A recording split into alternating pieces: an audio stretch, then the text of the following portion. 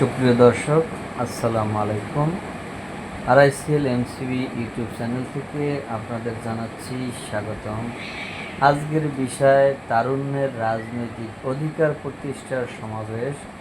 এই সমাবেশের প্রধান অতিথি হিসেবে উপস্থিত থাকবেন বিএনপির ভারপ্রাপ্ত চেয়ারম্যান জনাব তারেক রহমান, বাংলাদেশ জাতীয়তাবাদী দল বিএনপি।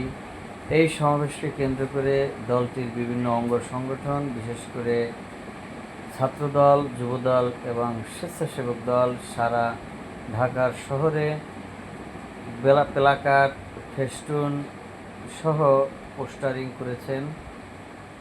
আপনারা দেখতে পাচ্ছেন যে এটি একটি পোস্টারে ছেয়ে যাচ্ছে সারা ঢাকার শহর। এছাড়া রয়েছে বিভিন্ন অলি গলি কিংবা দেয়ালে গাছের সাথে ঝুলানো তারেক রহমানের 31 দফা।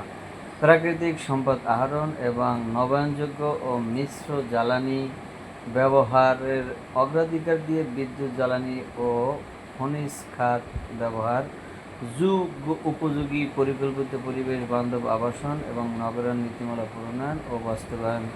এভাবে তারেক রহমানের 31 দফার প্রতিটি দফা আলাদা আলাদাভাবে ফেস্টুন আকারে তৈরি করে সেটি ছড়িয়ে দেওয়া হচ্ছে সারা বাংলাদেশব্যাপী। দর্শক দেখতে পাচ্ছেন যে আজকের বিষয়টি